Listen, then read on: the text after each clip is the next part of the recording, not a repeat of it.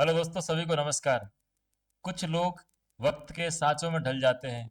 कुछ लोग वक्त के सांचों को बदल जाते हैं। माना कि वक्त माफ नहीं करता किसी को, पर क्या कर लोगे उनका जो वक्त से आगे निकल जाते हैं। इन्हीं पंक्तियों को चरितार्थ करने वाले, मात्र 23 वर्ष की आयु में असिस्टेंट प्रोफेसर बनने का रिकॉर्ड रखने वाले, Haryana assistant professor topper rank one Bharat Kumar Soni ji का हमारे इस जियो सैपियंस एकेडमी के सफल साक्षात्कार सीरीज में बेहद ही स्वागत है, अभिनंदन है। बहुत बहुत धन्यवाद पंकज सर कि आपने इस प्लेटफॉर्म के माध्यम से मुझे दूसरे हम सभी साथियों से जुड़ने का मौका दिया। थैंक यू सर, वेलकम है आपका। मैं सर चाहूँगा कि आपका जो पूरा सफ़र रहा है, आपके स्कूलिंग से लेके और वर्तमान तक का, उस पर सर थोड़ा सा जो है आप संक्षिप्त में हमारे जितने भी साथी हैं उन सभी को बताएं। सर मैं झालावाड़ से बिलोंग करता हूँ। मेरी जॉब हरियाणा में है।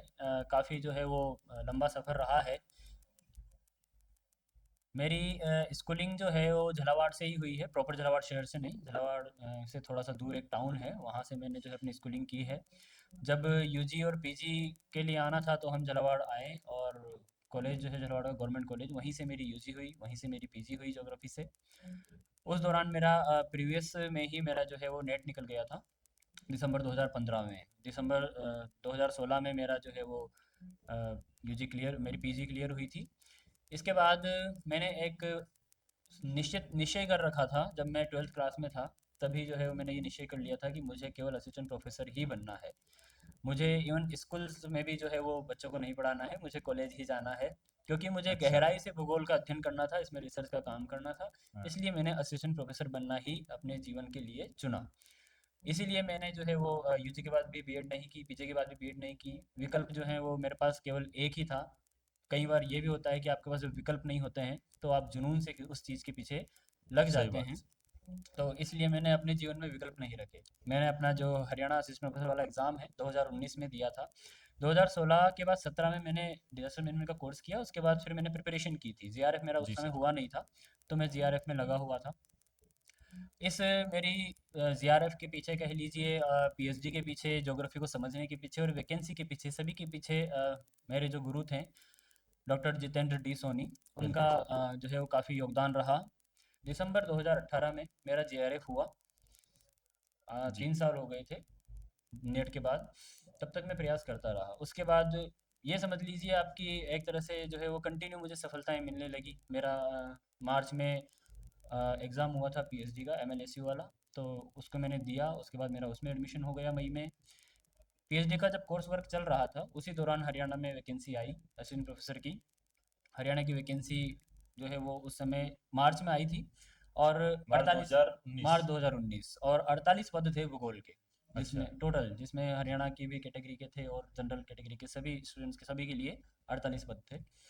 तो हमने कि ठीक है, एग्ज़ाम दे लेते हैं, करना तो इसी की तैयारी है, चाहे अपने स्टेट की हो या कहीं की हो। बिल्कुल सही। तो क्योंकि ऑप्शन और कुछ था नहीं, तो ठीक है एग्ज़ाम दिया। तैयारी इतनी अच्छी हो चुकी थी कि मतलब बहुत ज़्यादा मुझे जोर देने की आवश्यकता नहीं पड़ी इसके लिए अलग से। मैंने बस फॉर्म फिल किया, स्टडी निरंतर चल रही थी। तो एग्ज़ाम दिया मैंने कोर्स वर्क के दौरान ही, मई में। जून में उसका इंटरव्यू हो गया और जुलाई में रिजल्ट भी आ गया। 7 जुलाई को, मुझे पता है 7 जुलाई को रिजल्ट आया था। और मैंने जो है वो 22 जुलाई को ज्वाइन कर लिया था। तो कोर्स वर्क के बाद ही जो है वो ज्वाइन कर लिया। 2019 का ये जो समय था, ये मेरे लिए हाँ, बहुत ही सौभाग्यशाली कह गोल्डन सकते हैं। पीरियड रहा। बिल्कुल। सर आपने कहा कि फॉर्म भर दिया और जो है पेपर दे दिया। हमें पता है सर, इतना आसान नहीं होता। आपकी मेहनत रही होती है, जब आप नेट जेआरएफ की तैयारी कर रहे होंगे तब की आपकी सब्जेक्ट आपने शानदार इतनी मेहनत करी होगी, तभी जो है आप किसी एग्ज़ाम का फॉर्म भरते हैं और जो है बहुत आसानी से आप सेलेक्ट हो जाते हैं। सर के रिटर्न एग्ज़ाम में शायद आपको नॉलेज पता नहीं होगा, सर के रिटर्न एग्ज़ाम में जो है सबसे ज़्यादा मार्क्स थे बढ़ते। और सर की जो है टोटल जो ओवरऑल मेरिट थी वो फोर्थ थी। फोर्थ मेरिट थी। जी। और रिटर्न एग्ज़ाम में सर की रैंक 1 थी। सर इतनी शानदार रैंक, इसका मतलब आपने बुक ज्योग्राफी को बहुत शानदार तरीके से पढ़ा है, पढ़ा ही नहीं मैं तो कहूँगा उल्टा जिया है। तभी आप इतना शानदार जो है अपना रिजल्ट ला पा रहे हैं। तो क्या क्या सर आपकी जो है बुक लिस्ट, कैसे आपके स्टडी प्लान्स रहे, क्या क्या आपके स्ट्रेटेजी रही, वो थोड़ा सा हमारे साथियों को बताएं, ताकि जो अभी भी वर्तमान में नई वैकेंसी आई हुई है उनके हिसाब से भी उनको थोड़ा आइडिया लगे कि कैसे पढ़ना है, कैसे करना है, क्या क्या पढ़ना है। बिल्कुल पंकज सर, हालांकि ठीक है, मैं अपने तौर पर यह कह सकता हूँ कि मुझे बहुत ज़्यादा मेहनत करने की आवश्यकता नहीं हुई, क्योंकि मेहनत मैं पहले कर चुका था। साल डेढ़ साल से मैंने ज्योग्राफी को, जैसा आपने कहा कि जिया था। क्योंकि मैं डेली लाइफ में, जब आप उस चीज़ को उतार लेते हैं, मैंने डेली लाइफ में उसको उतार लिया था, सुबह से लेकर के शाम तक। कई चीज़ें हमारे साथ लाइफ में ऐसी होती हैं कि हम जिस चीज़ के बारे में समझते हैं वो चीज़ें हमको बहुत आसान लगने लगती है। एक साल में मतलब कि ऐसा कोई दिन नहीं रहा होगा कि जिस दिन मैंने बिल्कुल भी पढ़ाई नहीं की हो, बिल्कुल भी, मतलब कि चाहे मैं आधा घंटा ही पढ़ा हो। क्योंकि कई बार बार त्योहार के टाइम होता है तो हम लोग नहीं दे पाते, लेकिन फिर भी। सर के व्यक्तित्व से हम परिचित भी हैं। डिसिप्लिन, अनुशासन, निरंतरता किस तरीके से रखनी होती है, इसको हम जितने भी हमारे आसपास के लोग हैं, हम बहुत इनसे प्रेरणा लेने की भी कोशिश करते हैं कि अपनी लाइफ में डिसिप्लिन एक उनका जीता जागता एग्जाम्पल है ये, निरंतरता, डिसिप्लिन का। तो ये बहुत अच्छी बात है। देखिए, ये ज़रूरी नहीं होता कि वही 365 दिन जो है आप पूरा टाइम 7-8 घंटे 10 घंटे दे पाओ, ऐसा कभी संभव नहीं होता। और ये भी नहीं होता कि आपको 1 महीने की प्रिपरेशन से जो है सारी चीज़ मिल जाए जो आप सही बात। चाहते हैं। ठीक है, ये आपको सोचने की ज़रूरत नहीं है कि आपको तुरंत कोई चीज़ मिल जाएगी और उसके लिए आपको बहुत मेहनत नहीं करनी पड़ेगी। लेकिन दूसरी तरफ ये भी सोचने की ज़रूरत नहीं है कि आपको बहुत ज़्यादा मेहनत करनी पड़ेगी। वो इसलिए कि अगर आप समय रहते प्रिपरेशन शुरू कर देते हैं, बिल्कुल। तो चाहे आप दिन में 2 घंटे 3 घंटे जितना भी स्टडी को दे पा रहे हैं, लेकिन बिल्कुल कंसंट्रेट होकर के। ऐसा नहीं हो कि आप बैठे हैं किताब लेकर के और भटकाव हो रहा है, कुछ और चीज़ें दिमाग में चल रही है। अगर चल रही हैं तो आप पहले वो चीज़ें कर लीजिए। ठीक है, जब आपके पास कुछ चीज़ ना हो तब आप किताब लेकर बैठिए, आपके जो भी जो है आपके नोट्स हैं, ठीक है, ताकि आप गहराई से उस चीज़ का बिल्कुल समझ करके अध्ययन कर सकें। बुक लिस्ट की बात रही तो बुक लिस्ट देखिए, सबसे बढ़िया चीज़ तो होती है कि आप, जो हमारी जो टेक्स्ट बुक्स होती हैं जिन भी विद्वानों ने लिखी हैं, तो हर एक यूनिट के लिए 1 या 2 बुक्स, जितनी आप सक्षम हैं, ठीक है, अच्छी अच्छी बुक्स जो है आप लीजिए। बुक लिस्ट मैंने देखी थी जो आप लोगों ने तैयार की थी, जी वो सर, जी। वही जो है लगभग की फॉलो मैंने की है। ठीक है, हमारे गुरुजी ने वही हमको जो है गाइड की थी। अलग से आप जो है वो कहीं के चाहे नोट्स आप यूज़ करना चाहे कर सकते हैं, लेकिन ये ज़रूर ध्यान रखिएगा कि आपके पास बुक होना बहुत ज़रूरी है। कहीं भी डाउट होगा तो आपके पास हो सकता है कि आपके गुरुजी अवेलेबल ना हो, आपके नोट्स जो है पर्याप्त ना हो, ठीक है, लेकिन किताबें जो है वो पर्याप्त होती हैं। ठीक है, तो किताबों को ज़रूर जो है आप रखें अपने साथ में। ठीक है, और बिल्कुल निरंतरता के साथ आप अपना शेड्यूल तय कीजिए, अनुशासित रहिए। कई बार ये भी होगा कि आप किसी दिन शायद ना पढ़ पाए हों, कोई ज़रूरी नहीं है, उस दिन का कवर आप कोशिश कीजिए कि आने वाले दिनों में कर सकें। लेकिन मैं ये मानता हूँ कि अगर आप साल भर तक बहुत अच्छे से मेहनत कर लेते हैं, सब्जेक्ट को जीते हैं, चाहे ज्योग्राफी नहीं कोई सब्जेक्ट हो, हम्म। ठीक है, आप इस हिसाब से मत पढ़िए, इस हिसाब से अध्ययन मत कीजिए कि आपको एक लक्ष्य चाहिए। आप बस कर्म कीजिए, जैसा कि हम गीता में पढ़ते हैं। सही बात। ठीक है, कि आप बस कर्म कीजिए। फल, अगर आपने कर्म पर्याप्त किया है तो फल आपको मिलेगा। उसके लिए आपको चिंता करने की आवश्यकता बिल्कुल नहीं है। बहुत बढ़िया सर, बहुत शानदार तरीके से आपने बताया। सर, मैं आपने एक बात कही थी कि नोट्स वगैरह, तो थोड़ा सा उस पर भी हमारे साथियों को बताएं कि क्योंकि पूरी बुक्स को जो है फिर रिवाइज करना मुश्किल हो जाता है। तो उसके जो नोट्स हैं, खुद के नोट्स क्या बनाने चाहिए या फिर अदर नोट्स का सहारा लेना देखिए, चाहिए? आप बिल्कुल अदर नोट्स अगर आपको लगते हैं सही हैं, इजी लैंग्वेज में हैं, आपको समझ में आ रहे हैं, तो आप किसी भी टीचर के नोट्स जो वो अवेलेबल करवाते हैं आप ले सकते हैं। अगर आपको लगता है कि नहीं इनमें प्रॉब्लम है, तो आप टेक्स्ट बुक को उठाइए और खुद के शॉर्ट नोट्स तैयार कीजिए। अगर आपके पास पर्याप्त समय है तो आप जो है वो डिटेल से नोट्स बना सकते हैं, लेकिन अगर पर्याप्त समय नहीं है तो आपको हो सकता है शॉर्ट नोट्स बनाने की जरूरत पड़े।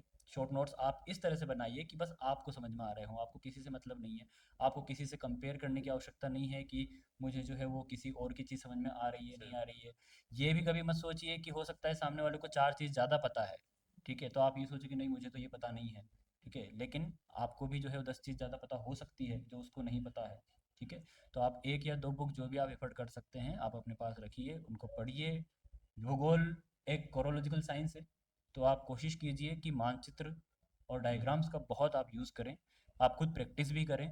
ठीक है, जितना आप मानचित्रों का यूज़ करेंगे, डायग्राम्स का यूज़ करेंगे, सारणियों का यूज़ करेंगे, खुद प्रिपेयर करेंगे, आप उतने पारंगत और शार्प होते चले जाएंगे। वो सही चीज़ें बात। आप जब खुद कर रहे हो तो आपके अंदर उतरेंगी। बिल्कुल सर, सही बात। सर, जैसे आपने रिटर्न एग्जाम के लिए जो बताया कि किस तरीके से चीज़ें आपने करी हैं, तो दोस्तों मैंने थोड़ी देर पहले बताया भी था कि रिटर्न एग्जाम के सर टॉपर थे। पूरे जितनी साथी थे इनके एग्ज़ाम साथ में देने वाले, पूरे हरियाणा उस वैकेंसी में रिटर्न एग्ज़ाम के जो है इनके सबसे ज़्यादा हाईएस्ट मार्क्स थे। तो कुछ पंक्तियाँ जो हैं मेरे दिमाग में आती हैं उन चीज़ों को लेके कि ए दरिया तेरा रत्ती भर भी एहसान नहीं है, ए दरिया तेरा रत्ती भर भी एहसान नहीं है हम पर, हमने जब भी पानी पिया इन पहाड़ों का सीना चीर कर पिया है। तो जब दो बहुत तीन बहुत चरण की शुक्रिया। जो वैकेंसी होती हैं उनमें जो रिटर्न एग्जाम का जो वेटेज होता है वो सर्वाधिक होता है, मैक्सिमम होता है। अगर आप रिटर्न एग्जाम में सर की तरह इतना अच्छा परफॉर्मेंस कर लो तो इंटरव्यू जो है, इंटरव्यूअर जो है वो आपको निकालना भी चाहे तो भी आप नहीं निकल सकते, चाहे भले सर के इंटरव्यू मार्क्स जो है कम रहे हों। लेकिन इन्होंने सब्जेक्ट में इतना अच्छा स्कोर कर लिया कि ये रैंक 4 जो है अपने पूरी उस वैकेंसी में लेके आए, रिटर्न एग्जाम में रैंक 1 और टोटल जो बात करें तो रैंक 4 ही लेके आए। तो सर अब आपका इंटरव्यू का एक्सपीरियंस कैसा रहा वो भी थोड़ा सा हमें बताइए, क्योंकि एक दूसरे स्टेट में जाके इंटरव्यू देना वो थोड़ा सा चैलेंजिंग हो जाता है। तो उसको आपने किस तरीके से प्रिपेयर किया और आपका इंटरव्यू का पूरा अनुभव वो किस प्रकार रहा? मैंने जब इंटरव्यू दिया था उस समय, हालांकि आज से 5 साल हो चुके हैं उस चीज़ को, अब पैटर्न चेंज हो चुका है, तो हम उसकी बात बाद में करेंगे। पहले मैं मेरा जो अनुभव बताता हूँ आपको। तो जब मैं इंटरव्यू देने गया तो 4 लोग पैनल में थे। एक मेंबर थे, एक साइकोलॉजिस्ट थे, और 2 एक्सपर्ट थे। एक्सपर्ट सब्जेक्ट को लेके के क्वेश्चन पूछने के लिए रखे हुए थे, तो जाहिर सी बात है उन्होंने सब्जेक्ट के मुझसे कुछ क्वेश्चन किए। अभी मैं बताऊंगा आपको क्या क्या क्वेश्चन किए। साइकोलॉजिस्ट ने कोई क्वेश्चन नहीं किया, वो केवल भावभंगिमाएं वगैरह सारी चीज़ें देखने के लिए बैठे थे। एक्सप्रेशंस कैसे हैं, ठीक है, आपका कैसे हैं। कॉन्फिडेंस कैसा है? बिल्कुल। मेंबर ने कुछ क्वेश्चन किए। तो सबसे पहले मैं बात करता हूँ, जैसे ही मैं गया तो मेंबर ने सबसे पहले मुझसे प्रश्न किए कि आप हो कहाँ से और फिलहाल क्या कर रहे हो। तो मैंने उन्हें सबसे पहले बताया कि भाई ठीक है, मैं राजस्थान से, मैं झालावाड़ से बिलोंग करता हूँ, और फिलहाल पीएचडी में एडमिशन हुआ था, कोर्स वर्क हो चुका था। तो वो थोड़ा सा उसके बारे में उन्होंने पूछा मुझसे।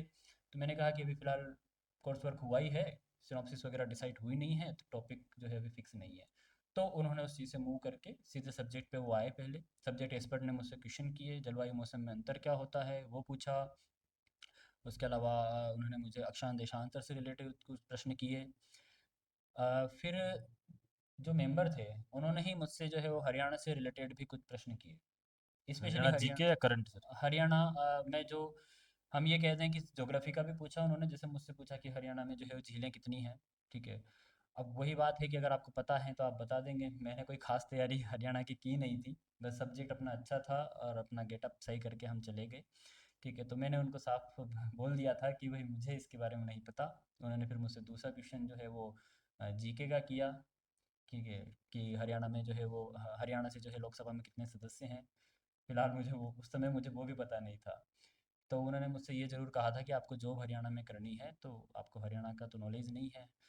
तो मैंने कहा था कि भाई मुझे अभी फ़िलहाल जो है वो ज्योग्राफी का नॉलेज ठीक है, मैं यहाँ आऊँगा तो यहाँ रहूँगा, यहाँ के कल्चर से सब चीज़ों से अवगत होऊंगा, मुझे धीरे धीरे सही चीज़ों का बात। पता चलेगा, क्योंकि हम जहाँ रहते हैं हमको वहाँ की नॉलेज ज़्यादा होती है। तो हो सकता है वो थोड़ा ये समझ गए हैं कि भाई सब्जेक्ट तो चलो सही है, लेकिन हरियाणा में आने के लिए प्रिपरेशन करके नहीं आए हैं। तो इस वजह से जो है वो थोड़ा सा मेरिट में हमको देखने को मिलता मार्क्स है, कम डिक्लाइन मिले देखने को उनसे, मिलता है। बिल्कुल। लेकिन बाकी कोई बात नहीं है, वही चीज़ थी कि मेरा प्रिपरेशन जो है वो रिटर्न का इतना अच्छा रहा। मैं ठीक है, मेरी मेहनत भी रही, सौभाग्यशाली भी रहे, और 23 साल की उम्र में जो है वो मुझे जॉब मिल चुकी थी सर उस बहुत बहुत समय। बधाई हो, वापस बहुत से बहुत फिर से शुक्रिया। बधाई हो। सर आपने बताया कि जो अभी इस इंटरव्यू का लाभ सर उनको भी मिलने वाला है जो अभी पीजीटी एग्जाम की जो उनका हुआ है, रिजल्ट भी जी आ जी चुका जी। है और उसका इंटरव्यू अभी अक्टूबर में ही होना है, अक्टूबर अक्टूबर में, में होना हाँ। है। तो उनके लिए भी सर ने बताया कि किस प्रकार से वो आपसे हरियाणा से जुड़े हुए सवाल पूछते हैं जनरल नॉलेज के। तो इसके लिए हमने सर से रिक्वेस्ट भी करी थी कि सर एक पीजीटी के लिए पूरा एक सेशन की पीजीटी इंटरव्यू की तैयारी कैसे करें, उस पर एक सर का एक पूरा सेशन जी, आने हम वाला है। बिल्कुल कोशिश करेंगे, ठीक है, कि हम थैंक यू सर उसके लिए। जल्दी वो लेके आएँ। अब उसके बाद सर हम बात करते हैं आगे। अभी जो आपको पता है कि भर्ती आ रखी है, जी, जी। नई वैकेंसी आई हुई है, इतनी शानदार वैकेंसी आई हुई है, भूगोल की बहुत बम्पर वैकेंसी जिसे हम कह सकते हैं। इस बार थोड़ा पैटर्न चेंज किया है। तो सर आप हमारे जितने भी साथी हैं जो हरियाणा असिस्टेंट प्रोफेसर की तैयारी कर रहे हैं उनको क्या सजेशंस देना चाहेंगे, उनको क्या बताना चाहेंगे कि उनकी रणनीति क्या रहनी चाहिए दोनों स्क्रीनिंग और सब्जेक्ट नॉलेज टेस्ट को ध्यान में रखते हुए? देखिए, पहली चीज़ तो मैंने जैसा आपको शुरू में कहा था कि आपको सबसे पहले खुद का आकलन करना है, आपको किस तरह से चीज़ें समझ में आती हैं। अगर आप स्वयं जो है वो खुद का जो है वो सेवा देने वाले बन जाते हैं, ठीक है, तो आपको शायद ही किसी की ज़रूरत पड़ेगी। लेकिन फिर भी मैं अपना खुद का बताता हूँ अगर आपको, तो मैंने जिस तरह से प्रिपरेशन की थी वही चीज़ है कि निरंतरता, प्रैक्टिस। ठीक है, कि there is no glory in practice, but without practice there is no glory. क्या बात। तो हमको ये देखने को हर जगह देखने को मिलता है, आप जितना अभ्यास करेंगे, ठीक है, तो आपको जो है वो सफलता मिलेगी। मेरे साथ यही था, मैंने कंटिन्यू जो है वो अभ्यास किया। और पढ़ने के तरीके की बात करें तो सबका अलग अलग हो सकता है। जैसे कि अब कई बार हम ये देखते हैं कि हम सीधे बुक बुक उठा कर लेकर आए और बुक से पढ़ना शुरू कर दिया।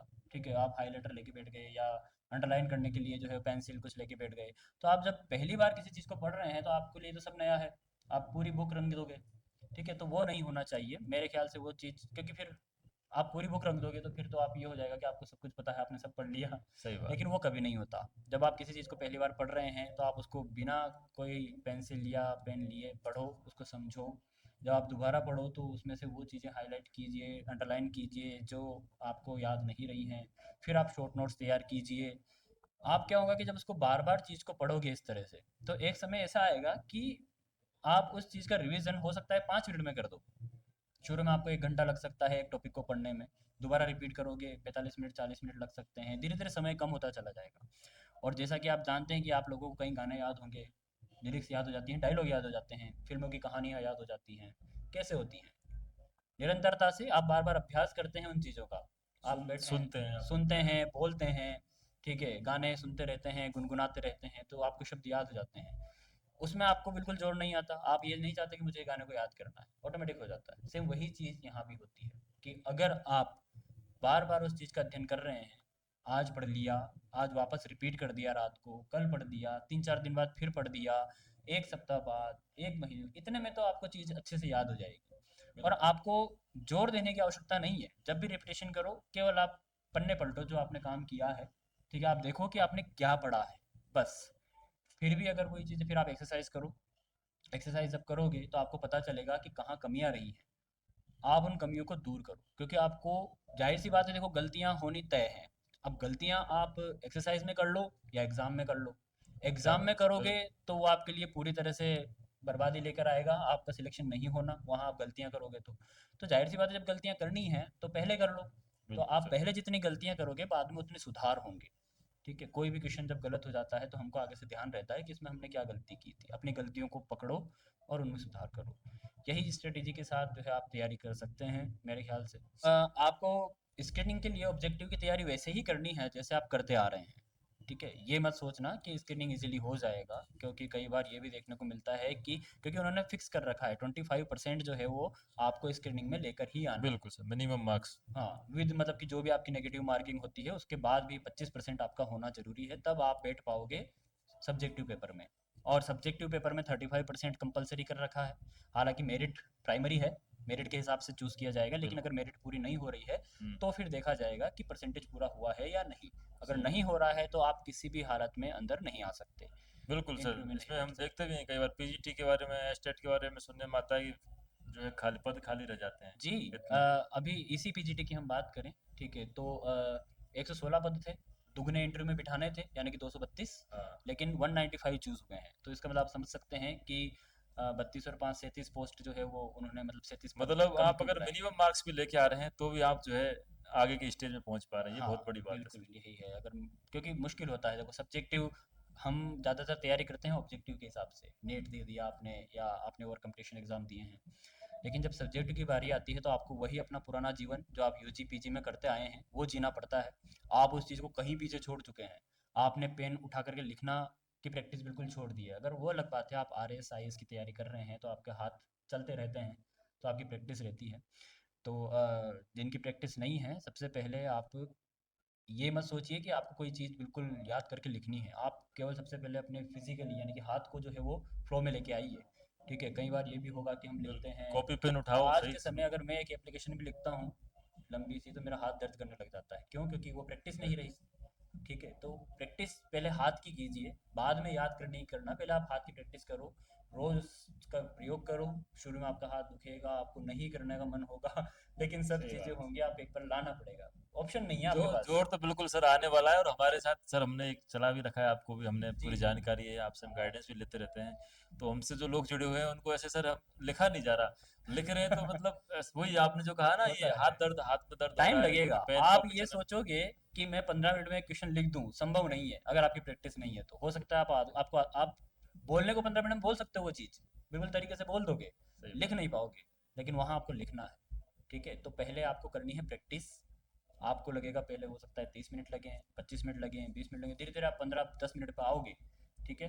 तो सबसे पहले आप अपने हाथ की प्रैक्टिस करो, उससे लिखना शुरू करो, और उसके बाद आप चीज़ को बिना देखे लिखना शुरू करो। पहले देख करके कॉपी करके हाथ को फ्लो में लेके आओ। अब हाथ जब आपका फ्लो में आ जाए 10-15 दिन में, तब आप जो है फिर आगे अपने जिस हिसाब से आपने पढ़ाई की है, टॉपिक को पढ़ो, अच्छे से समझो, पॉइंट बनाओ। बहुत ज़रूरी है मैप्स, डायग्राम, टेबल्स और पॉइंट्स, ये चीज़ें सबसे ज़्यादा फोकस में आती हैं। आप पैराग्राफ लिखते चले जा रहे हो, मुझे नहीं लगता कि उस पैराग्राफ के एक एक शब्द, एक एक लाइन कोई देखने वाला है। मतलब मैं बिल्कुल। खुद के हिसाब से बता रहा हूँ, हो सकता है सामने वाले के पास समय है प्रेजेंटेशन वो बहुत जरूरी है, हाँ। आप चीज़ों को जो है बुलेट। आप जहाँ संभव हो पॉइंट्स लिखिए, पॉइंट्स को आप हाईलाइट कीजिए, अंडरलाइन कर दीजिए, या ब्लैक पेन से या दूसरे पेन से आप थोड़ा सा कर सकते हैं। मैप बनाइए, टेबल्स बना सकते हैं तो टेबल्स बनाइए, ठीक है, डायग्राम बना सकते हैं वो बनाइए। ठीक है। जैसा कि पीजीटी में अभी देखने को मिला है, आपको एक क्वेश्चन के लिए 4 पेज मिलेंगे। तो 4 पेज के हिसाब से आप जो है वो लिखो। इतना लिखना जो है वो 10-15 मिनट में मुश्किल होता है। आप डायग्राम्स बनाइए तो आपको बहुत इजी होगा चीज़ को समझाना। सामने वाले को बस आपको ये देखना है कि उस आपको उसकी नॉलेज है या नहीं है। ये नहीं देखना है कि आप कितना लिख पा रहे हो। जैसा कि भाई बहुत से बच्चे करते आते हैं कि भाई कॉपियाँ भर देते हैं, नंबर आ जाते हैं, यहाँ वो नहीं होने वो वाला। कॉलेज टाइम पे जो चलता वो था। कॉलेज टाइम में होता था, हालांकि कॉलेज टाइम का फ्लो आपको हाथ में लेकर आना है। ठीक है, एकेडमिक के हिसाब से ही आपको लिखना है। ठीक है। आप ये नहीं कि आप आईएएस और आरएस में जिस तरह से लिखते हैं वो नहीं, बस आपको एकेडमिक के स्ट्रक्चर का हिसाब और से। फॉर्मेटिंग हाँ, का ध्यान रखना है। बस आपको वो बिल्कुल। चीज़ ध्यान रखनी है। प्रैक्टिस कीजिए, देखिए हर चीज़ में प्रैक्टिस से ही सब कुछ होना है। ठीक है। इस बात से बिल्कुल मत घबराना कि शुरू में प्रैक्टिस जो है वैसी नहीं है, किसी की नहीं होती है। हाँ, वो अपना कोई जो आंसर है जो है वो खुद को देखने पे लगता एक है ये दिन क्या में लिख दो दिया दिन मैंने, में तो हाँ, उससे नहीं घबराना, बिल्कुल सही बात है। आपके पास समय है, पर्याप्त समय है। ठीक है, अभी कोई सूचना नहीं है, हालांकि बिल्कुल ऑथेंटिक नहीं है। हम अंदाज़ा लगा रहे हैं कि शायद जनवरी तक जो है स्क्रीनिंग का टेस्ट हो, उसके बाद देखो फिर आगे कब जो है वो सब्जेक्ट का टेस्ट होता है। तो टाइम है अभी, तो प्रैक्टिस करने के लिए मेरे ख्याल से रिटर्न की प्रैक्टिस के लिए 1-1.5 महीना बहुत होता है। 2 महीना मतलब कि आप मान के चलो इतना टाइम आपके पास है। आप डीप स्टडी कीजिए, आपके ऑब्जेक्टिव भी तैयार होंगे, ऑब्जेक्टिव की भी आप प्रैक्टिस करते रहिए, और साथ में सब्जेक्टिव की भी, दोनों चीज़ें साथ में रखें तो बहुत सही रहेगा। बिल्कुल। बिल्कुल सर, बहुत बहुत धन्यवाद इस चीज़ पर प्रकाश डालने के लिए कि किस तरीके से आपको जो है प्रैक्टिस करनी है, डेली प्रैक्टिस करनी है, सब्जेक्ट नॉलेज टेस्ट को भी साथ में रखना है स्क्रीनिंग के साथ में। कई लोग सर हमसे जुड़े हुए हैं, उनके आसपास के लोग भी बताते हैं कि वो अभी स्क्रीनिंग टेस्ट की तैयारी कर रहे हैं, सब्जेक्ट नॉलेज टेस्ट की तैयारी स्क्रीनिंग टेस्ट के बाद करेंगे। देखो, ऐसे लोगों को आप क्या कहना हमें चाहेंगे? नहीं पता कि स्क्रीनिंग के बाद आपको कितना टाइम मिले, हो सकता है 1 महीना ही मिले। फिर एक हाँ, जिस महीने में हिसाब से हरियाणा ऑब्जेक्टिव की, सरकार की हाँ, स्पीड है, सर ने बताया भी कि भाई इनकी वैकेंसी आई थी मार्च में आई मार्च थी में, और जुलाई में ज्वाइनिंग हो गई जुलाई थी। में ज्वाइनिंग होगी। सोच के और देखो आप, इतने से एग्जाम हो जाना, ज्वाइनिंग क्या नाम है, वैकेंसी आना, एग्जाम होना और ज्वाइनिंग होना, तो 3 4 5 महीने में पूरा खेल खत्म। जी, तो हरियाणा सरकार, एचपीएससी का कोई भरोसा नहीं है आप आप। इसको एग्जांपल में ले लो। अभी जो पीजीटी हुई है, तुरंत आप डेट शीट देख सकते हो इनकी। इन्होंने स्क्रीनिंग और अगला जो है सब्जेक्ट और इंटरव्यू सब 2 महीने में निपटा दिया है। अभी सब इंटरव्यू होने बाकी हैं, अगस्त में, इसमें इसी में सॉरी अक्टूबर में इंटरव्यू होने हैं। तो स्पीड तेज़ होती है। ठीक है, हरियाणा गवर्नमेंट की थोड़ी हम या सापेक्ष तो रूप से वैकेंसी बात आती करें नहीं, और अगर आ गई तो फिर वो तो फिर निपटाने वो में जल्दी विश्वास रखते निपटती हैं। है। बिल्कुल ठीक है, सही ये बात है। चीज़ होती है। ये पुराने अनुभव हैं, इसलिए अ, आप बिल्कुल भी अगर आप लापरवाही नहीं फिलहाल करें। अभी ये भी सोच सकते हो कि ये वैकेंसी चलो अभी बाद में आई है, इसलिए थोड़ा सा हमको जो है वो चुनाव के बाद जो है अभी तक इसका फिक्स नहीं हुआ है कि कब होना है, लेकिन जब इसका शेड्यूल आ गया तो आप मान के चलो आपके पास टाइम नहीं रहेगा। आप सही स्क्रीन की तैयारी कर रहे हैं, लेकिन सब्जेक्ट के लिए फिर बाद में पता चला कि आपका हाथ ही फ्लो में नहीं आ पा रहा है और एग्ज़ाम आ गया। बिल्कुल। तो ये चीज़ें आपको नहीं करनी है, इसलिए आप पहले से ही अभी से जो है वो रिटर्न की तैयारी कीजिए। बिल्कुल, थैंक यू सर। सर, अभी आपने बताया भी, जिक्र भी किया कि आपको इस सर्विस में, हरियाणा असिस्टेंट प्रोफेसर में 5 साल के आसपास का समय हो गया है। तो सर, मैं और हमारे जितने भी साथी हैं वो जानना चाहेंगे कि क्या आपके अनुभव रहे, क्या उसकी जो है प्रोविज़न में टाइम में सैलरी कितनी है, अभी वर्तमान में कितनी सैलरी है, क्या आपके वेतन भत्ते, वो सारी चीज़ें जो है, मतलब क्या प्रिविलेजेस हैं, सब चीज़ें सर। और इसके अलावा, पढ़ाने के अलावा और अदर क्या काम रहते हैं, तो उस पर अपना पूरा अनुभव जो है, आपका सफ़र जो है, उस पर थोड़ा सा बताइए। जी, देखिए, सबसे पहले तो हम जिस लिए जॉब करना चाहते हैं वो होता है आर्थिक स्थिति। बिल्कुल। दूसरी होती है आपकी सामाजिक स्थिति, आपका एक रुतबा बनता है, आप क्या जॉब करते हैं। तो हम आर्थिक स्थिति बात करें तो गिने चुने कुछ स्टेट हैं भारत में, जहाँ पर जो है वो आपको किसी भी जॉब के लिए, किसी भी सेवा के लिए अच्छी खासी इनकम मिलती है दूसरे स्टेट्स के मुकाबले। हरियाणा उनमें से एक है। ठीक है, तो हरियाणा में अगर आपको ये जॉब मिलती है तो आर्थिक तंगी की तो बिल्कुल बात छोड़ दीजिए। मोटा पैसा जी, है। अच्छा खासा है, मतलब जैसा आप देखते हैं डेटा में, पर कैपिटा इनकम हरियाणा की काफ़ी अच्छी है।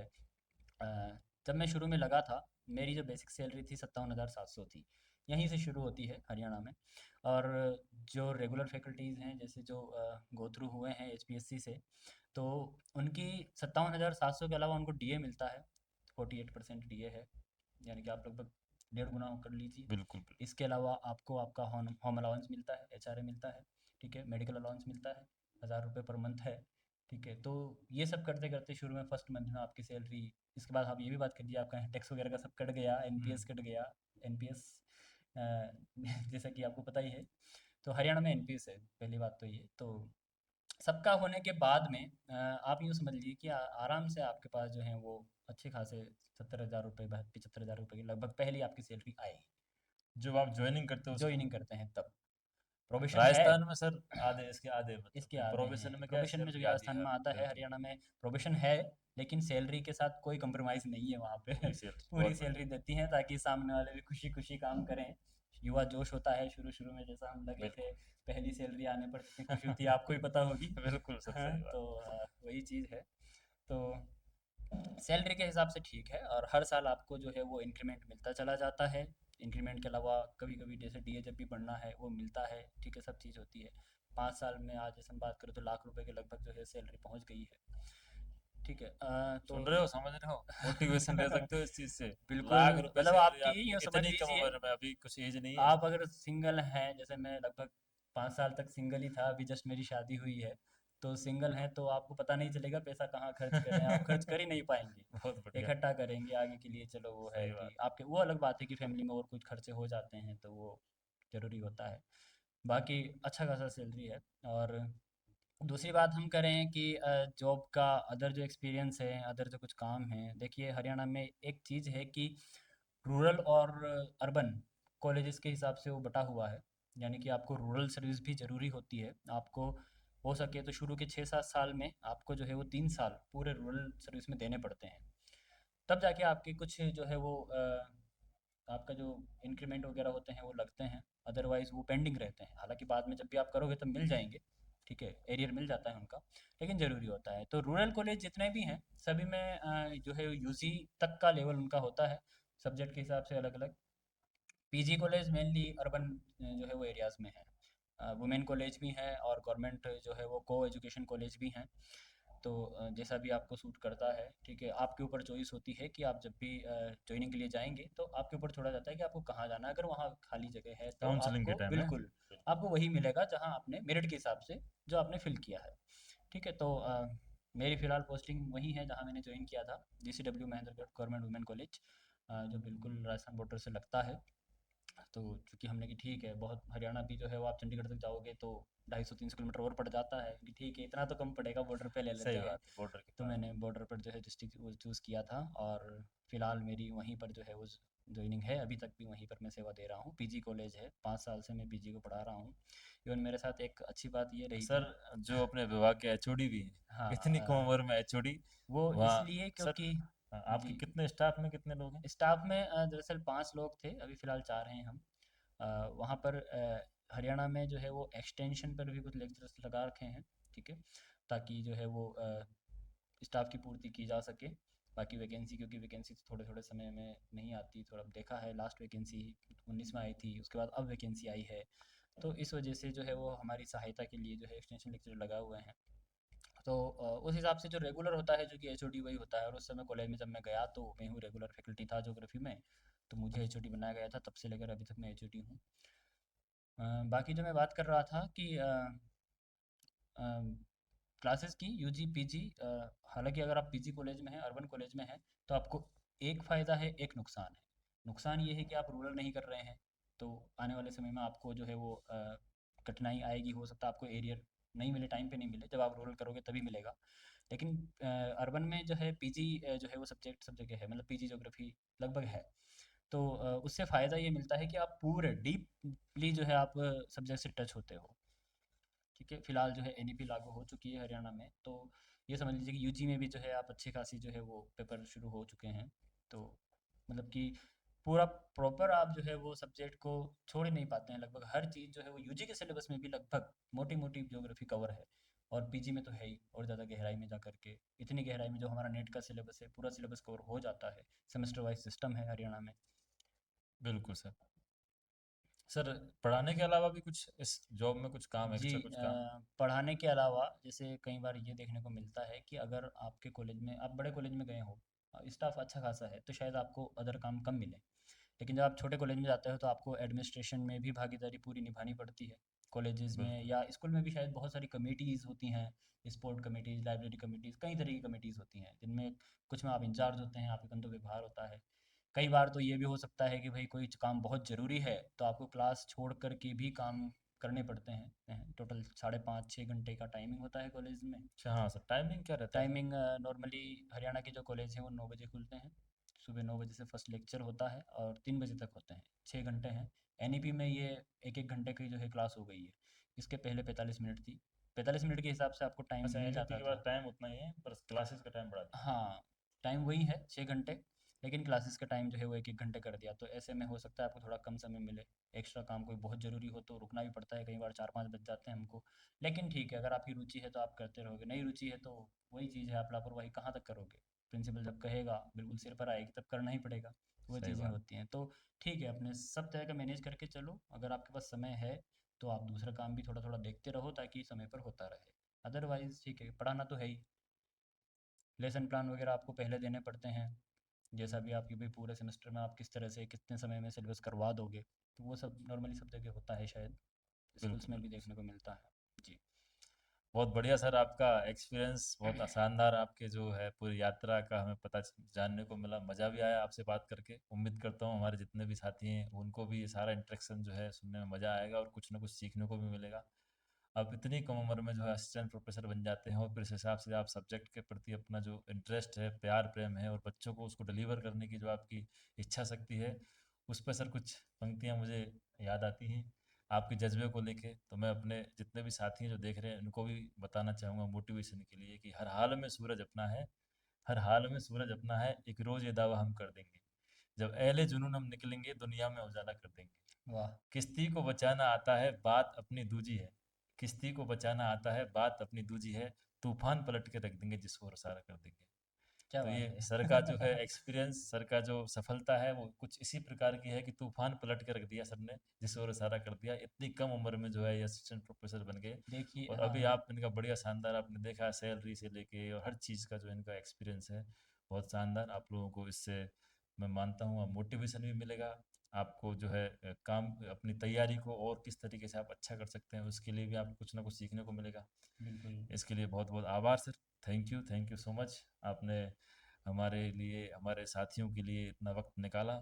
सर जो है हरियाणा से चल के यहाँ हमारे स्टूडियो में आए हैं, ये बहुत बड़ा हमारा एक निवेदन था इनसे, और उस पर सर का जो है यहाँ इस तरीके से इन्होंने कष्ट उठाया, इसके लिए भी हम सर माफ़ी चाहते हैं, आपको इतना चल के भी कष्ट आना की कोई पड़ा। बात नहीं थी, मैं कभी से पंकज सर को कह रहा था कि एक बार चुनाव का माहौल था, छुट्टियां मिलना मुश्किल होती हैं, मतलब कि आपको स्टेशन लीव तो मिलती ही नहीं है उस समय। मैंने कि ठीक है, चुनाव के बाद जब भी मौका मिलेगा, ये दशहरा और कल की संडे की 2 दिन की छुट्टी थी, तो मैंने कि पंकज सर आ रहे हैं, तैयारी कीजिए। तो बिल्कुल पंकज सर। सर पूरे तैयार होकर बैठे थे, तो बस ठीक है। नहीं सर, बहुत बहुत धन्यवाद सर। इसके अलावा सर और कुछ आप अपनी तरफ से हमारे साथियों को कुछ बताना चाहें जो अ, आपके दिमाग में? देखिए, 2 3 चीज़ें और, ठीक है, बताने का तो यूँ है कि हमारी लगभग मोटी मोटी सारी बातें हो चुकी हैं, लेकिन फिर भी एक चीज़ ज़रूर ध्यान रखिएगा, बाद में भी मेरे को आज मतलब अभी भी जो है वो चीज़ याद आती है, और मैं ध्यान में रखता हूँ कि हमारा उद्देश्य केवल जॉब पाना नहीं है। आपको जॉब मिल जाएगी, आप जैसे मेहनत कर रहे हैं, और हालांकि अगर आप उस माइंड सेट से अगर मेहनत कर रहे हैं तो आपका उद्देश्य कभी भी जॉब पाना नहीं होगा, क्योंकि जॉब पाने के बाद, अगर जो जॉब पाने के लिए उद्देश्य कर रहा है, आगे क्या करोगे, जॉब मिलने के बाद क्या करोगे, फिर क्या पता आप सब्जेक्ट के प्रति ढीले पड़ जाएं। बिल्कुल। ठीक है, तो आप हमेशा स्टूडेंट बने रहिए, ऐसा नहीं है कि आप प्रोफेसर बन गए। बहुत शानदार बात और सर। ये चीज़ मैं 5 साल हो गए आज तक अनुभव करता हूँ, लगभग हर वीक कोई ना कोई नई चीज़ जो है, वही पुरानी चीज़ों में से ही मुझे कोई नई चीज़ सीखने को मिल जाती है। कभी फिजिकल ज्योग्राफी में, कभी जो है वो मैं स्टेटिस्टिक्स पढ़ा रहा हूँ, कभी रिसर्च, कभी पॉलिटिकल ज्योग्राफी, जो मैं मेनली पीजी में पढ़ाता हूँ।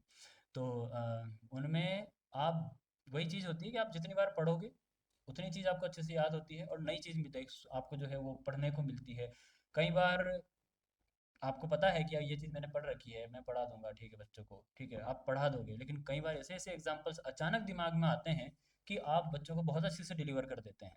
और वो एग्जाम्पल्स खुद के आप खुद जो है वो सोचते हैं कि यार मुझे ये पहले क्यों नहीं आया, अचानक अब ध्यान आ गया। और वो चीज़ आपको इतनी अच्छे से और क्लियर याद होती है, समझ में आती है कि ऐसा होता है, ये सर क्यों मुझे होता लगता है। है ये अंडरस्टैंडिंग आपकी जो है डेवलप होती है सब्जेक्ट में, तो बिल्कुल फिर ये होती सारी है। चीज़ें आप जितना बार बार एक काम को करोगे वो और अच्छा सा होता चला जाएगा, प्रैक्टिस होती चली जाएगी, नई नई चीज़ें आपको ऐसी सुनने को पढ़ने को मिलेंगी कि आप आने वाली पीढ़ी को बहुत अच्छा डिलीवरी दे पाओगे, समझा पाओगे।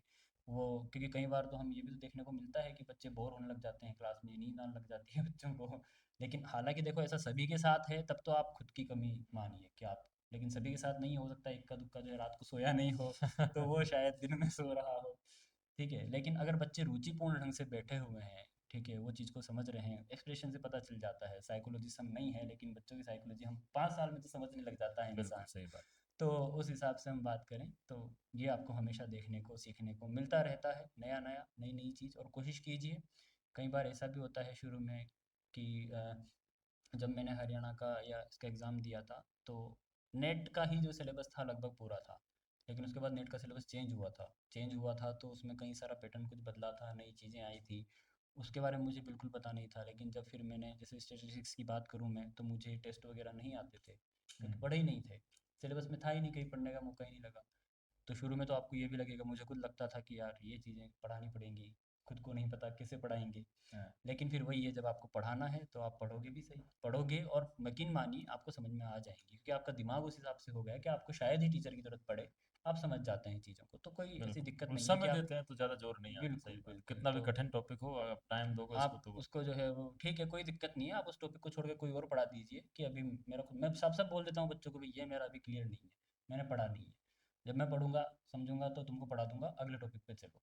जब भी छुट्टी आती है, समय मिलता है, तो मैं वो करके, अभी भी 2 4 टॉपिक पेंडिंग है बिल्कुल मेरे, सर, ये तो ईमानदारी सर इस तरह आपकी की बहुत चीज़ होती तारीफ़ के है। काबिल है कि आप जो है, अगर तो सही बात है, एक टीचर, अच्छा टीचर वही है जो उसको कुछ अगर नहीं आ रहा हो, देखो ह्यूमन है, मानव है, एरर, गलतियां, भूल चूक बिल्कुल हो सबसे जाती हैं, होती भूल भी है, जाते हम हैं, रोबोट मेमोरी। नहीं है बिल्कुल। तो ना। कुछ भूल रहे हैं या नहीं आ रहा है तो आप ईमानदारी से कह सकते हैं, आपकी बहुत मानता ही मानता हूँ मैं तो। फिर अगले दिन उसको आप आगे बता दें तो बच्चों का भी भला रहता है, बोलो बिल्कुल। बच्चों का नुकसान नहीं होना चाहिए आप अल्टीमेटली। तो मेनली एक चीज़ है, चलो अभी तो हम तैयारी की बात कर रहे थे, तो तैयारी में बस एक ही चीज़ है, अभ्यास कीजिए, कभी भी कोशिश कीजिए कि हमेशा एक ही चीज़ कर पीछे लगे रहें। जैसे मैं खुद का बता रहा हूँ, मेरे पास कोई ऑप्शन नहीं था, मैंने ऑप्शन नहीं रखे थे, ठीक है, तो हमेशा जो है वो दो नावों में, कभी भी दो नावों में, दो मोटरसाइकिल पर या दो कारों पर सवार होने की कोशिश मत कीजिए। ये हमारी रियल लाइफ है, रियल लाइफ नहीं है कि आप अजय देवगन नहीं है कि आप दो दो बाइक पर जो है वो पैर रख बिल्कुल। करके और स्टंट कर सकें, ठीक है, तो हमेशा एक चीज़ पर फोकस कीजिए, ठीक है। अगर आप एक चीज़ पर फोकस करेंगे तो यकीन मानिए वो आपको मिलेगी। हो सकता है वो थोड़ा समय ज़्यादा मांगे कई बार, ठीक है, हम किस्मत वगैरह की बात करते हैं, ठीक है, वो चीज़ पता नहीं है, होती नहीं होती है, लेकिन मेहनत होती है। अगर आपने मेहनत की है तो आपको चीज़ मिलेगी। आप बस ये मत कीजिए, किसी से कंपेयर मत कीजिए कि वो कितना कर रहा है, मैं कितना कर रहा हूँ। आप आपकी क्षमता के हिसाब से अपना 100% देने की कोशिश कीजिए, बिल्कुल सही ठीक बात है। है। हालाँकि 100% की आवश्यकता पड़ती भी नहीं है, ठीक है। अगर आपने 80-90% भी दिया, अपनी तरफ से पूरी कोशिश की, कोई लापरवाही नहीं की, ठीक है, तो आपको सफलता मिलनी तय है। और क्योंकि लगातार लगे सफलता रहें, बिल्कुल। ऐसी होती है कि अगर आप सफलता को साँस की तरह चाहो, ठीक है, तो वो आपके लिए अनिवार्य हो जाती है और उसका मिलना तय हो जाता है। क्या बात है, जैसे बिल्कुल। आपको भाई ऑक्सीजन ऑक्सीजन की तरह उसको चाहिए कि भाई मुझे ऑक्सीजन चाहिए, सफलता चाहिए, अगर आप इस हिसाब से चाहोगे तो मिलेगी। तो बाकी ठीक है, आज आप जो भी कोशिश कर रहे हैं, जो भी प्रयास कर रहे हैं, ठीक है, अगर आप कर रहे हैं तो आपको उस हिसाब से आपका फल मिलेगा, नहीं कर रहे हैं तो आपको पता ही है क्या होगा, ठीक है। बहुत शानदार सर। दोस्तों, जैसा कि आपने ये पूरे डिस्कशन में किस तरीके से पढ़ाई करनी होती है, किस तरीके से जो इसका लाइफ का जो रूल है, स्मार्ट स्टडी से लेके और आपकी जो स्ट्रेटजी है, उन सब पर बहुत शानदार तरीके से सर ने बताई, सारी चीज़ें बताई, अपना खुद का व्यवहारिक अनुभव साथ में बताते हुए। तो ये मानता हूँ मैं कि ये जो पूरा डिस्कशन है, ये पूरा सफल साक्षात्कार जो है, ये आपके लिए बहुत ज़्यादा फ्रूटफुल रहा होगा। सर, आपने हमें वक्त दिया और हमारे साथियों को आपने मोटिवेट किया, उनको आपने सारी चीज़ें विस्तार से बताई, उसके लिए आपका बहुत बहुत धन्यवाद। बहुत बहुत आभार। हाँ, एक बात मैं और ऐड ऑन करना चाहूँगा कि ये आपका और ये हमारा सौभाग्य है कि सर जो है जियो सैपियंस एकेडमी से जुड़े हैं। इनके जो है आप इसी प्रकार से कुछ ना कुछ सेशन, जैसे अभी मैंने बताया भी कि पीजीटी इंटरव्यू की तैयारी कैसे कैसे करनी है, उसका पूरा सेशन सर का एक आने वाला है। इसके अलावा अलग अलग टॉपिक्स पर सर के जो लेक्चर हैं वो भी हम लाने का प्रयास करेंगे। हालांकि सर के पास समय कम होता है और डिस्टेंस थोड़ी ज़्यादा है, तो यहाँ आने जाने में उस तरीके से जो है, फिर भी हम कोशिश करेंगे कि सर के जो है सेशन, लेक्चर्स, क्लासेस वगैरह जो है लगातार जो है यूट्यूब चैनल पर हमारे आते रहें। थैंक यू सर, इस पूरे सहयोग के लिए आपका बहुत बहुत बहुत धन्यवाद। बहुत शुक्रिया पंकज सर, आप इस लायक समझते हैं कि भाई हम आपके लिए वहाँ से आ गए, ठीक है, सेवा भाव से, ठीक है, पंकज सर हमारे मित्र हैं, तो वही जब भी बिल्कुल। बुलाएंगे हम आएंगे, सेवा भाव से आएंगे। ऐसी कोई बात नहीं है कि भाई इसमें कोई फ़ायदा है नहीं है, वो सब चीज़ें गौण हो जाती हैं, क्योंकि जैसा वही चीज़ है कि ठीक है हमारे पास अगर कोई चीज़ है तो हम कोशिश करें दूसरों को दें। बिल्कुल। तो ठीक है, ये एक माध्यम हमें भी मिला है आपके ज़रिए। जियो सेपियंस अकेडमी इस ओर जो है वो कंटिन्यू जो है वो प्रयास करता रहेगा कि आप लोगों को कोई परेशानी ना आए किसी भी तरह की ज्योग्राफी से रिलेटेड तैयारी को लेकर के, ठीक है। और अगर फिर भी आपको कोई परेशानी आती है तो आप एकेडमी से जुड़े हुए हैं ही, तो आप बिल्कुल, कंटिन्यू अभी भी संपर्क जैसे करते रह अभी ये सकते जो हैं। इंटरव्यू हमारा जो हम पब्लिश करेंगे उसके बाद में किसी भी प्रकार की आपको समस्या, हरियाणा असिस्टेंट प्रोफेसर से लेके यूजीसी नेट कोई भी, आप उसमें कमेंट बॉक्स में जो है अपना प्रश्न छोड़ सकते हैं। हम सर से बात करके और आपको जो है उसका रिप्लाई देने का पूरा प्रयास करेंगे, बिल्कुल निश्चित समय पर आपको देने का प्रयास करेंगे। बाकी बाकी जो टेस्ट सीरीज़ ठीक है, मैंने सर की टेस्ट सीरीज़ देखी थी, मेरी खुद की वाइफ ने ज्वाइन की हुई है, और जिस तरह से वो लगी रहती है, आपके प्रैक्टिस, जो बिल्कुल जो मैं क्वेश्चंस कंटिन्यूस हैं, फ़ोन भी करता हूँ ठीक है, मैडम ऐसी को कोई कि दिक्कत नहीं है कि अगर आपको मान लो कि कोई चीज़ डाउट में लगती है तो आप डाउट क्लियर कीजिए। हो सकता है भाई, ठीक है, क्वेश्चंस बनाने वाले भी हो सकता है मानव है, तो भी गलती हो सकती है, ऐसी कोई दिक्कत नहीं है। लेकिन आप चीज़ों की कोशिश कीजिए कि आप एक बार कीजिए, अगर आप गलतियां पकड़ने में जो है वो माहिर हो रहे हैं धीरे धीरे, तो समझ लीजिए कि आप उस ओर बढ़ रहे हैं। आप केवल लेकिन दूसरों की नहीं, खुद की भी पकड़िए। खुद की जो गलतियाँ हैं उन पे पहले सुधार करना ज़रूरी है, बिल्कुल, क्योंकि ये समझ लीजिए कि पंकज सर जब एकेडमी चला रहे हैं, ठीक है, हर चीज़ का ध्यान रख रहे हैं, ठीक है, तो आप आपके लिए ही रख रहे हैं, आपके लिए ही सारी चीज़ें कर रहे हैं। आप स्क्रीनिंग की भी तैयारी कीजिए और आप सब्जेक्ट की भी तैयारी कीजिए। सब्जेक्ट की जैसे बताई है उस तरह से तैयारी कीजिए। कंटिन्यू टेस्ट सीरीज सर की चल रही है, और साथ में रखिएगा, दोनों चीज़ साथ में रखिएगा, जैसे बिल्कुल सर ने सर। दोनों चीज़ें साथ में चला रखी हैं, आप साथ साथ में प्रैक्टिस करते रहें, ठीक है। सर और हम इसमें एक चीज़ ये भी, आपने जब बताई ये बात कि भाई जनवरी में इसका स्क्रीनिंग टेस्ट हो सकता है, तो हम जी ये जी। प्रयास करेंगे कि जैसे अगर डेट शीट आ जाती है हाँ तो हम जो पर्टिकुलर कुछ मंथ, 2 महीने का टाइम मिलेगा उसमें सिर्फ स्क्रीनिंग टेस्ट को एक बार अपन, क्योंकि अभी चल रही है प्रैक्टिस हाँ हमारी, हाँ लगभग हाँ। 3-4 यूनिट जो है हमने कंप्लीट देखिए, करवाई है। समय पे डिपेंड करता है, वो एचपीएससी कब क्या करती है ये हमारे हाथ में नहीं है, लेकिन हम कब क्या कर रहे हैं ये हमारे हाथ में है। तो अभी हमको लग रहा है कि ठीक है, एग्ज़ाम की डेट नहीं है, तो आप जैसे चल रहे हैं चलिए। बिल्कुल। लेकिन समय के साथ बदलना बहुत ज़रूरी है, स्ट्रेटेजी आपको बदलनी बहुत ज़रूरी है। हो बिल्कुल सकता है सर, उस आपको चीज़ के लिए हम, ज़्यादा समय ना मिले चीज़ों को, तो अगर जैसे ही डेट आती है उस तरह से जो है वो उचित जो है वो परिवर्तन किए जाने ज़रूरी हैं। बिल्कुल। चलिए सर, बहुत बहुत धन्यवाद फिर से आपका। बहुत बहुत और शुक्रिया। सारे जितने भी हमारे साथी हैं जिन्होंने ये पूरा सेशन देखा है उनको भी बहुत बहुत धन्यवाद, बड़े शांति से धैर्य से आपने सुना। उम्मीद करता हूँ आपको ये पूरा सेशन पसंद आया होगा। मिलते हैं इसके नए एपिसोड में, नए इसके सेशन में, किसी और नई शख्सियत के साथ में, जो जिनकी मेहनत, उनकी जो उनका सफ़र है और उनकी जो स्ट्रेटजीज हैं किस प्रकार से रही, इन सब पर हम और आगे चर्चा करेंगे। Thank you so much. शुक्रिया।